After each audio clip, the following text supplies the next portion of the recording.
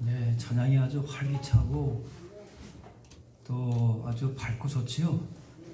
네, 굉장히 빠르고 힘이 있어서 찬양대원들은 좀 힘들었을 것 같아요.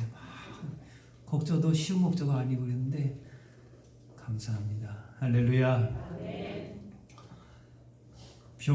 백지에다가 그림을 그린다면은 원하는 대로 그릴 수가 있습니다. 그러나 이미 그려져 있는 그림에다가 새로운 그림을 그려야 한다면은 상당히 어렵죠. 뭐 보통 그렇게 그리는 분들은 없겠죠. 새로운 데다가 보통 그리겠죠. 그런데 우리가 이것을 신앙생활하고 좀 비교를 해본다면은 신앙생활을 어려서부터 이렇게 믿거나 또 모태 어머니로부터 믿게 되는 그런 백지 위에 그림을 그린 것 같은 신앙생활은 그렇게 어렵지 않을 수도 있습니다. 그런데 다른 신앙이나 다른 세계관과 가치관을 이렇게 믿고 살다가 나중에 신앙을 갖게 되면은 여러 가지 갈등과 혼란도 겪게 됩니다. 전에 알고 있던 것과 다르기 때문에 그 뭔가 믿기는 해도 오랜 습관에 배어 있는 것 때문에 쉽게 바뀌지 않는 부분이 있습니다.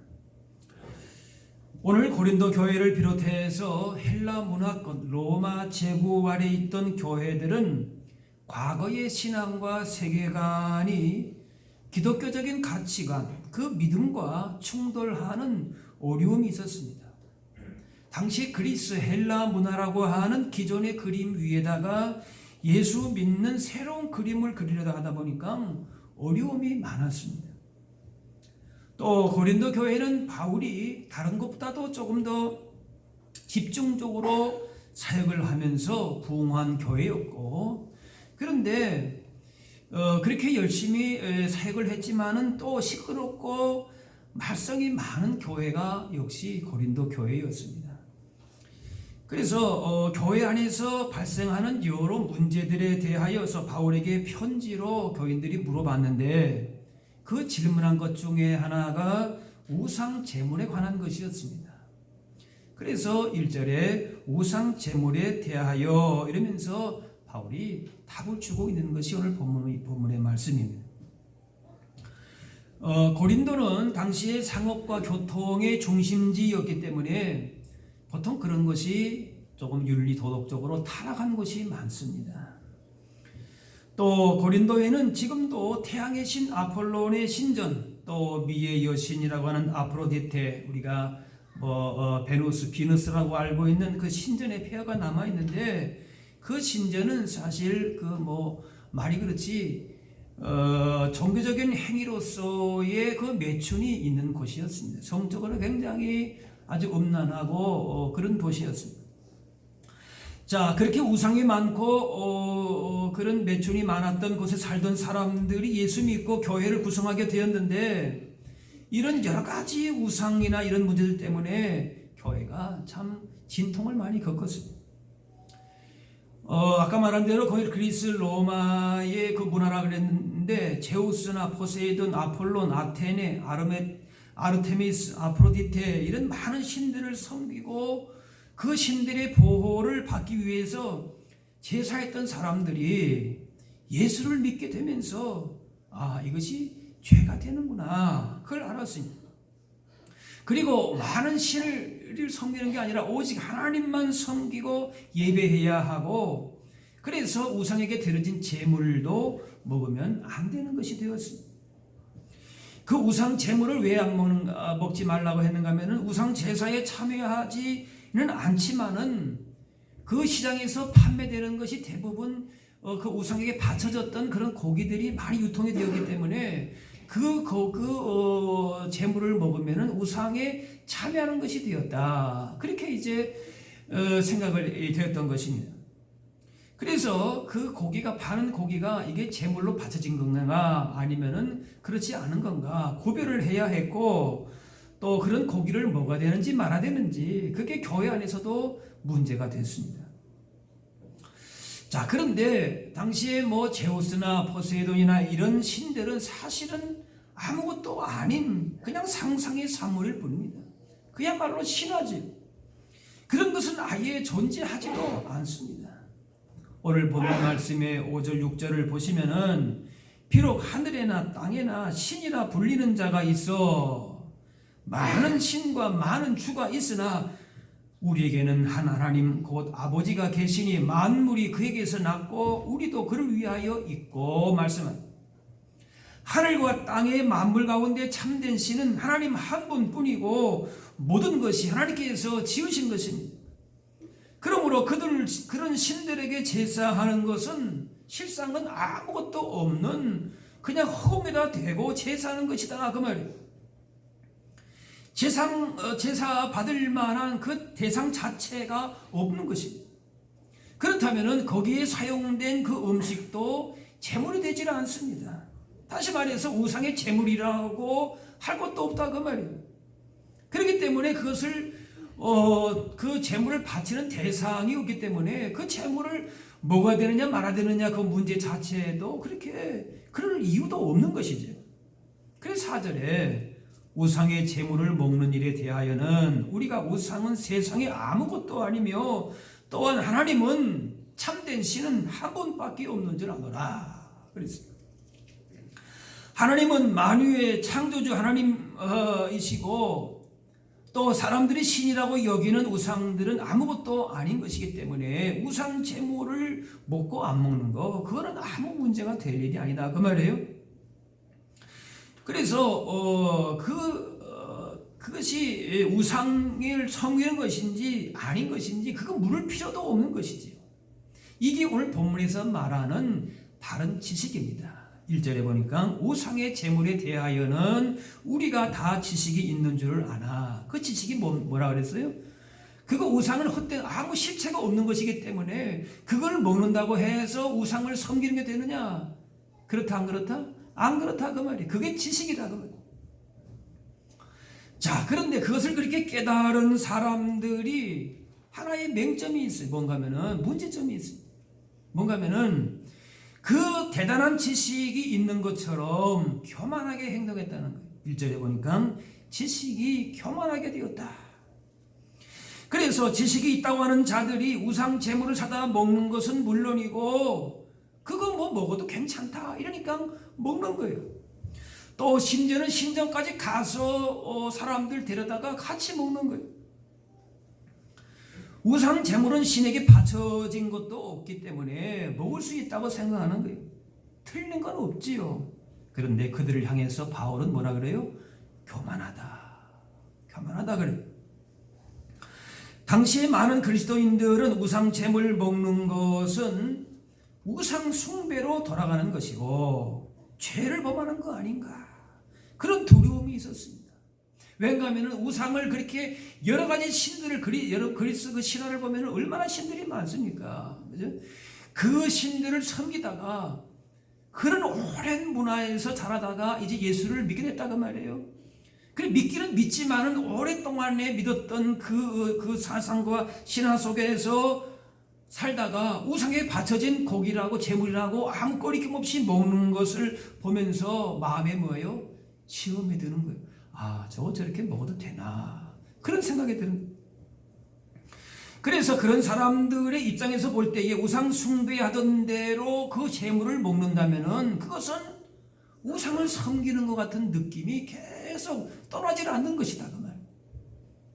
그래서 7절에 그러나 이 지식이 뭔가 하면 이 지식은 모든 사람에게 있는 것은 아니므로 모든 사람이 이러한 지식을 가지고 있지 않다 그 말이에요.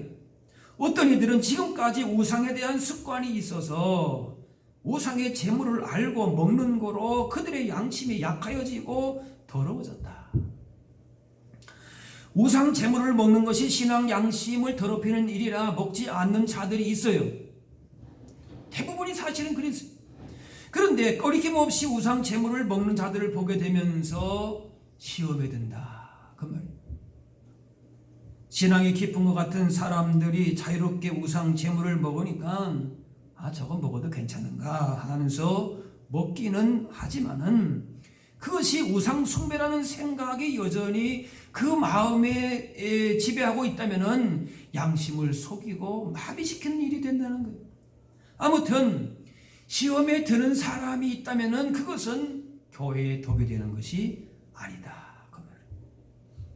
그래서 이것이 고린도 교회의 문제가 됐습니다. 우상 제물 먹는 죄를 범하고 있다는 그런 쪽과 그런 편이 있고, 우상 제물을 먹어도 아무 문제가 없는데 그것도 깨닫지 못하는 사람이냐, 뭐라 그랬겠습니까? 이런 배움이 없는 사람들 이러면서 비난하는 사람들, 그런 편이 있었다 그 말이에요. 이 논쟁에서 엄밀히 말하면은 우상의 제물을 먹어도 된다, 이런 사람들의 주장이 올바른 지식이라고 말할 수 있을 것입니다. 사실 바울도 아마 그렇게 가르쳤을 겁니다. 그 우상 제물 먹어도 괜찮습니다 했을 거예요. 하지만은 아직 그런 지식에 이르지 못한 사람들이 꽤 있었습니다. 지금 우리가 무슨 제우스나 아테네나 이런 것들이 실제로 존재하는 신이 아니라고 우리는 생각하지요. 그러나 그 문화 속에서 오랫동안에 살아왔던 사람들은 하루아침에 그게 바꿀 수 있는 것이 아니라 그 말이에요. 그리스 신화라고 하는 그 그림 위에다가 기독교 신앙의 새 그림을 그리려고 하니까 갈등과 혼란이 옵니다. 하나님 외에 다른 신이 없다는 것을 믿기는 믿어도 오랫동안 우상 숭배의 분위기를 극복하기가 쉽지 않았습니다. 온갖 신을 숭배하는 현실 속에서 아무것도 아닌 것처럼 우상 제물을 먹는 것이 그렇게 간단한 문제가 아니라는 겁니다.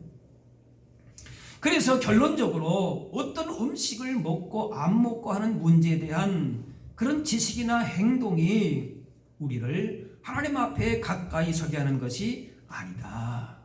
그건 신앙의 본질은 아니다. 8절 말씀.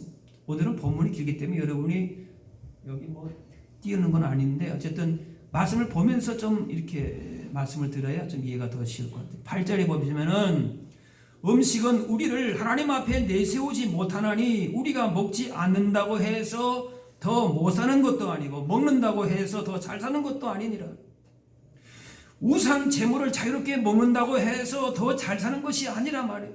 반대로 우상 제물 그 먹기를 꺼려하는 사람들을 배려하지 않고 저 사람들 잘 몰라 저렇다 하면서 그 먹지 않는 그 배려를 해서 먹지 않는다고 해서 더 못 사는 것도 아니라 우상 제물 때문에 더 잘 살고도 못 살고 본질이 아니다 그러면 음식이 건강과 수명에 영향을 미칠 수도 있지요. 그러나 구원에는 아무 상관이 없습니다. 그 음식이 우상 제물이든 아니든 먹으면 소화가 돼서 몸에 영양분이 될 것이죠.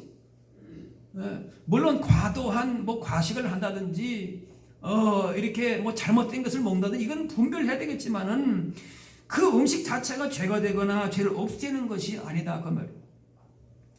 상한 음식은 몸에 이상이 생기지만은 우상 제물을 먹는다고 영혼이 심각한 문제가 되는 것도 아닙니다.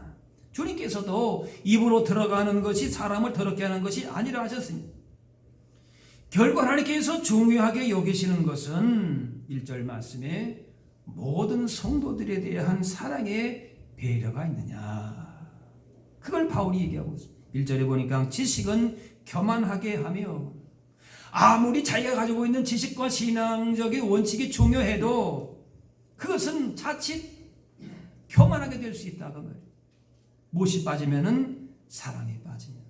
그래서 사랑이 덕을 세운다. 교회 공동체를 건강하게 세운다라고 하는 거예요. 사랑의 배려가 없기 때문에 믿음이 약한 자들이 시험에 들고 실족하는 일이 일어나는 겁니다.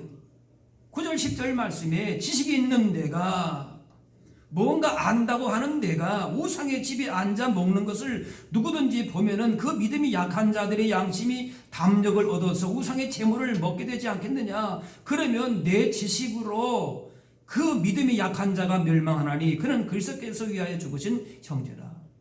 우상의 집에서 앉아 먹는 것이라고 하는 말은 성도가 초대를 받아가지고 우상 제물을 함께 먹는 것이, 이것이 우상 제사에 참여한 것이라고 생각하는 사람에게는 이것이 실제로 뭐가 되는가 하면은 죄짓게 하는 것이다 그 말이에요.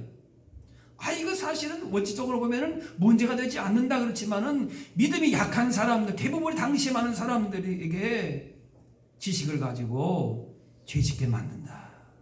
형제를 마귀한다 그 말이에요.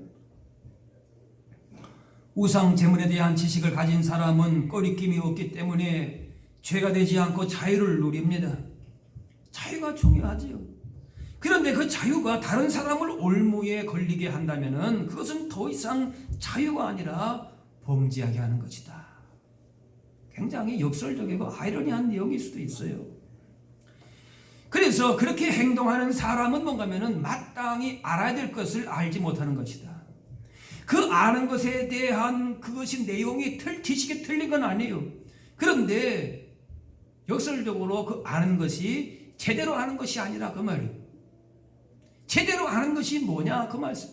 2절에 만일 누구든지 무엇을 아는 줄로 생각하면 아직도 마땅히 알 것을 알지 못하는 것입니다. 바울은 여기서 지식도 좋고 자유도 좋다고 중요하다고 생각을 합니다. 누구보다도 사도 바울은 여기에 대한 복음 진리에 대한 자유에 대한 확실한 그런 확신과 또 신앙적인 어떤 그런 분명한 근거를 가지고 있는 사람입니다. 그런데 더 중요한 것은 뭐라고 얘기합니까? 사랑이다. 사랑에 배려가 있느냐 그 말이에요. 1절에 그래서 우리가 다 지식이 있는 줄을 아나 지식은 교만하게 하며 사랑은 덕을 세운다. 지식이 교만하게 한다는 것은 우상에 바쳐졌던 고기 먹는 것을 우상 숭배라고 여기는 사람들을 자유롭지 못하다. 그렇게 하면서 자기의 입장에서 그 사람들에 대해서 공격적인 자세로 나가는 사람들이 있어요. 그래서 교회가 분란이 일어나는, 그 사람들을 우습게 생각하는 거예요. 그런데 그렇게 지식이 있다고 하는 사람들이, 소위 말하면 신앙이 깊다고 하는 사람들이 실은 정말 알아야 할 것을 오히려 알지 못하는 사람들이다. 네. 교회에 정말로 덕을 세우고 건강하게 세우는 것은 지식이 아니라 뭐라고요? 사랑이다. 그걸 알아야 된다. 사도행전 15장에 보게 되면은 교회 모든 회의의 그 시초고 본이 되는 예루살렘 회의가 나옵니다. 유명한 회의, 사도행전 15장에 결론이 두 가지인데, 하나는 이방인들에게 더 이상 할례를 강요하지 말라. 그 당시에 예수를 믿어도 할례는 받아야 된다. 그랬거든요. 근데 할례는 받게 하지 말아라. 그 다음에 두 번째 뭔가면은 이 율법으로부터는 할례는 받지 않았지만은 네 가지 사항이 요구가 되었습니다. 그 뭔가면은 우상의 더러운 것과 음행과 목매어 죽인 것, 피를 멀리하라. 이것이 네 가지가 요구되었습니다. 그 중에 우상의 더러운 것이 오늘 본문과 연결됩니다. 우상 제사를 금지하는 것이고 특별히 우상 제물까지도 먹지 말라는 조항입니다. 그게 내용이 예루살렘 공회에서 결정이 됩니다. 조금 이율 배반적인 내용이 들어가요. 하나는 할례 받지 말라고 율법을 부정하는 내용이 나오고, 하나는 뭐예요? 율법을 긍정하는 내용이 나옵니다.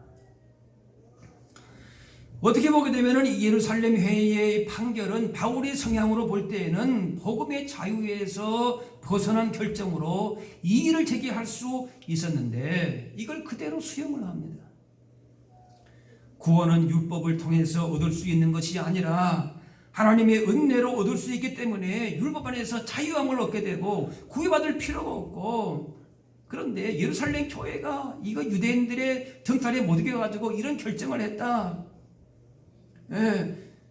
그러면서 재심 청구하겠다 하면서 이의를 제기할 법도 한데 그렇게 하질 않았습니다. 어떻게 보게 되면은 복음의 자유를 주장한 바울 측의 양보요 타협의 결과입니다. 내 지식이 나를 자유롭게 한 것까지는 좋지만은 그 자유가 다른 사람을 넘어지게 한다면은 아까 말씀한 대로 하나는 알고 둘은 모르는 것입니다. 뛰어난 지식을 가진 사람은 남을 넘어지게 해도 사랑을 가진 사람은 넘어진 사람을 일으켜주고 믿음을 지켜주고 교회에 덕을 세우게 됩니다. 그래서 지식은 교만하게 되고 사랑은 덕을 세운다 그랬습니다. 예루살렘 교회에 처음에는 의견이 대립되고 그 다툼이 치열했다 그랬습니다. 그런 문제를 가지고 굉장히 예루살렘 교회에서의 그 사도들과 예수님의 그 제자들이 얼마나 쟁쟁한 사람들이 많았습니까? 그런데 그 의견이 모아지기가 너무 참 힘들었어요. 각기 의견들이 하나님의 뜻이라 그렇게 여겨졌기 때문에 그랬어요. 하지만 교회의 결의에 참여한 사도들과 성도들은 하나님께서 무엇을 원하시는가를 안 것입니다. 조금 전까지만 해도 절대 타협할 것 같지 않은 사람들이 서로의 사람들의 마음을 모으고 있었던 것은 유대인과 이방인이 하나가 되어서 서로 사랑하는 형제가 되어야 한다. 거기에 있었습니다. 그래서 율법 중에서 이방인들도 비교적 지키기 쉬운 몇 가지를 정해서 이 정도는 지키자 제안을 했고 모두가 이를 받아들이고 교회가 결정을 했습니다. 3절 말씀에 누구든지 하나님을 사랑하면은 사랑이 관건인 것이 하나님을 사랑하면은 그 사람은 하나님도 알아주시느니라. 이걸 뭐가 되느냐 말아야 되느냐 할례를 받아야 되느냐 말아야 되느냐 그게 본질이 아니에요. 따라합시다. 누구든지 하나님을 사랑하면 하나님의 사랑을 제대로 경험하고 사랑을 이해하고 있는가라고 하는 거예요. 다시 말하면 하나님을 사랑하는 사람은 하나님의 사랑으로 교회의 덕을 세우는 사람이라는 거지. 이런 사람은 모든 사람을 배려하면서 자기의 신앙 지식을 가지고 그 누군도 시험에 들게 하거나 실족하지 않도록 절제하고 자신의 자유를 포기하도록 하는 사람이라는 것이, 그렇게 서로 사랑하고 교회의 덕 세우기를 힘쓰는 사람이 진정 하나님을 사랑하는 사람이다 라고 하는 거지. 절에 가면은 절밥이 맛있다 그래요. 산채 비빔밥이 맛있다 그래요. 저는 한 번도 안 먹어봤어요. 근데 궁금하긴 해요. 얼마나 맛있나 절밥이. 그런데 오늘 말씀 보면은 이 음식은 우리를 하나님 앞에 내세우는 것이 아니고, 그래서 먹지 않는다고 해서 더 못 사는 것도 아니고 먹는다고 해서 더 잘 사는 것도 아니라는 그런 분명한 지식이 있으면은, 그죠? 이거 음식 자체로서는 문제가 없는 것이. 그러면 뭐예요? 사실 먹어도 좋아요. 젖밥 먹어도 좋단 말이에요. 그러나 왠지 먹고 찜찜하고 거리낌이 있고, 그거 먹으면은 그 부처님에 가서 이렇게 뭔가 감사 표시를 해야 될 것 같고, 그 마음이 자꾸 이렇게 그쪽으로 향하고 그런 것 같고, 그러면은 뭐예요? 먹지 말아야 될 것이. 찜찜하다는 것은 먹으면 안 될 것이라고 생각하고 있는 것인데, 그렇게 생각하면서 먹으면은 오늘 말씀에는 그건 죄가 된다 이렇게 하고 있어요. 또한 자신은 그런 것에 대한 지식이 있기 때문에 그거 먹는 거에 예수님도 먹는 거는 문제 없다 했기 때문에 그 먹어 괜찮다. 그러면서 찜찜해서 안 먹는 사람 앞에서 담대하게 먹는다든지 혹은 같이 먹자 괜찮다 하는 것도 그렇게 잘하는 것은 아니다 그 말이에요. 혼자 몰래 가가지고 뭐 누구 보는 사람 없을 때 가서 먹고 오는 방법도 있겠죠. 한번 그래 볼까요? 그런데 뭐예요? 세상에 비밀은 없어요. 예. 만약에 혼자 그냥 제가 절에 가서 절밥 가서 산채 비빔밥 먹고 싶어서 먹었다는 사실이 혹시라도 알려지게 되면은 뭐예요? 아니 목사님이 그래 어떻게 그래 먹을 거 없어 그래서 절에 가서 그래 그걸 드셨어 그러면서 그런 얘기가 나올 수가 있는 거예요. 그래서 안 들키는 방법은 뭡니까? 안 가는 거예요. 안 가는 거예요. 안 먹으면 돼. 그게 뭐 먹고 안 먹을 게 뭐가 중요합니까? 그래서 바울이 이렇게 말해요. 12절 13절에 이같이 너희가 형제에게 죄를 지어 그 약한 양심을 상하게 하는 것이 곧 누구에게? 그리스도에게 죄를 짓는 것입니다. 내가 그 확신한 내 나름대로의 가치를 가지고 내가 있는 자유를 가지고 또 예수님도 그거 먹는 거 문제가 안 됐다 그러는데, 근데 그게 뭐 문제나? 그런데 그렇게 해가지고 사람이 시험 들게 만든다 그런 거예요. 그리스도에게 죄 짓는 것이다. 그리고 그러므로 만일 음식이 내 형제를 실족하게 한다면은 나는 영원히 고기를 먹지 아니해서 내 형제를 실족하지 않게 하리라. 우상 잼을 먹는 문제 때문에 형제를 실족하게 하여서 죄를 짓게 만들 것이면은 차라리 자유를 포기하고 우상 제물로 바쳐졌던 고기는 영원히 먹지 않는 편을 택하겠다. 교회 안에서 무엇이 더 중요한지를 분명하게 밝힌 것이, 저마다 이건 내 하나님의 뜻이다 그렇게 주장을 하니까 뭐예요? 예수님과 누구가 싸운다 그럽니까? 예수님과 그리스도가 싸운다 그래요. 다 똑같은 거 아닙니까? 그런데 그렇게 싸우는 거예요. 민주주의는 자기의 생각이 다른 사람과 공존하는 체계입니다. 그래서 그 안에는 다양한 생각이 있어요. 또 그 생각에는 나름대로의 이유가 있습니다. 따라서 서로의 뜻과 생각을 존중하고 배려하는 의사소통이 필요합니다. 왜 그 사람이 그런 말을 하는가? 그분이 어떤 그런 말에 그 의도가 있는가? 이런 여러 가지를 배려하고 이해해주고 들어주려고 하는 마음이 필요하다 그 말이에요. 교회도 이런 민주적인 절차와 양보를 배워야 합니다. 사도행전 15장에 예루살렘 교회처럼 회의처럼 서로의 다양한 의견이 표명되고 그렇게 갈등이 일어난 것처럼 사도들이 그렇게 한다 할지라도 결국 그것들을 수용을 해서 최적의 결과를 도출하지 않습니까? 그런데 그 모든 가치 위에 무엇을 더하느냐? 사랑을 더한 것입니다. 그래서 음식 문제에 대한 이 바울의 양보는 사랑이 아니고서는 나올 수 없는 이야기입니다. 사도 바울이 초기에 얼마나 그 복음에 대한 율법에 대한 이 대립이 거기에 대한 분명한 노선이 얼마나 확실하게 표명이 됩니까?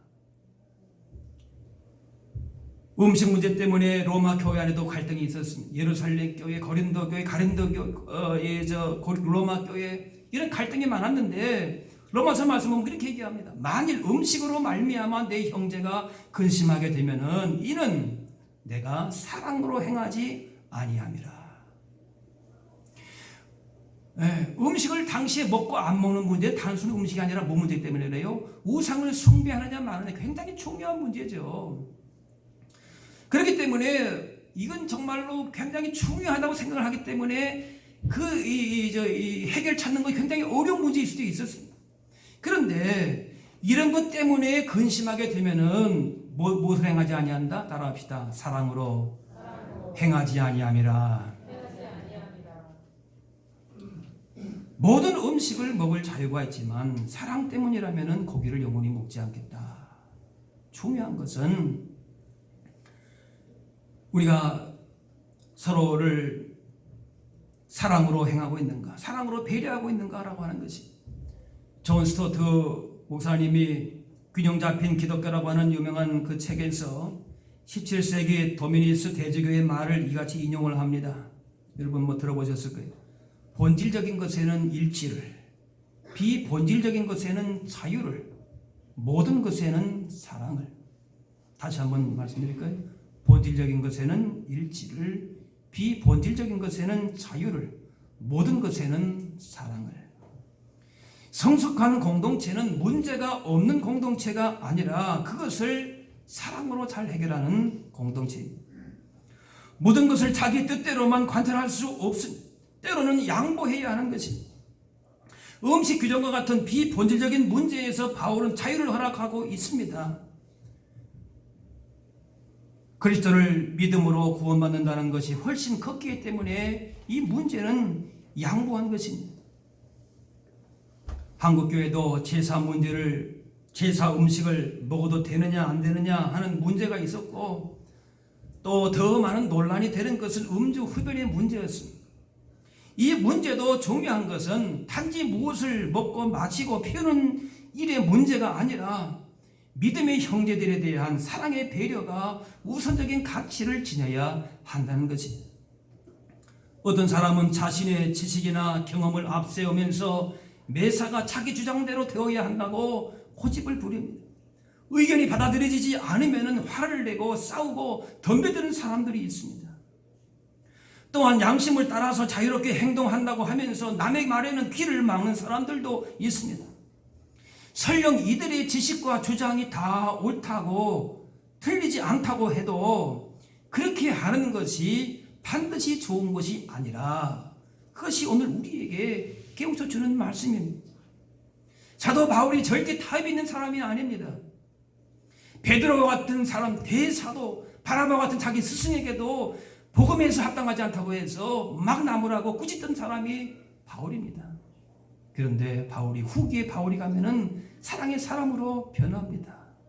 사랑이 덕을 세우는구나. 바뀝니다. 자기와 생각이 다른 남에 대한 사랑의 배려가 결여된 언행은 결코 하나님께서 인정하지 않으십니다. 하나님께서 귀하게 보시는 사람은 사랑으로 덕을 세우는 사람은 힘쓰는 사람이고, 그러기 위해서 자신의 지식과 주장과 자유로운 행동 때문에 상처받거나 시험에 들거나 실족하지 않도록 세심하게 배려해야 하는 것입니다. 자유가 침해당하는, 자신의 어떤 가치관이 침해당하는 것은 상당히 불편하고 자존심 상하는 일입니다. 다른 사람 눈치 보지 않고 하고 싶은 대로 내 어떤 가치를 가지고 그렇게 사는 것이 좋아 보이고 멋있어 보입니다. 그런데 세상은 그렇게 살아도 교회는 그러면 안 돼요. 어떤 문제를 할지라도 교회 안에서는 사람과의 관계만 있는 것이 아니고 누구와의 관계가 있습니까? 하나님과의 관계가 있어요. 믿음 안에서 한 형제가 자매된 사람들이, 그런 것이 공존하는 곳이기 때문에 먹을 수 있는 사람도 먹지 않는 것, 이것이 사랑인 것입니다. 자유를 포기하지 않으면 사랑을 실천할 수가 없습니다. 자유는 나를 위한 것이지만 사랑은 다른 사람을 위한 것입니다. 그러므로 사랑은 자유보다 더 좋은 것입니다. 자유를 누리는 것보다 사랑을 실천하실 수 있기를 바랍니다. 그렇다고 해서 그 자유에 이르는 지식이 없어지는 것이 아닙니다. 교회 안에 자유에 이르는 지식도 충만해야 하지만은 그 안에서의 주시는 그런 부유한 삶을 살기도 해야 되겠지만, 그보다도 그 자유마저도 포기할 수 있는, 나는 오히려 그것 때문이라면 나는 영원토록 고기를 나는 아예 먹지를 않겠다, 그 정도의 교회의 덕을 위해서 자신을 내려놓을 수 있는 그런 사랑이 우리 가운데에 더욱 넘쳐나야 할 줄로 믿습니다. 기도하겠습니다. 사랑의 아버지 하나님, 세상이 감당치 못할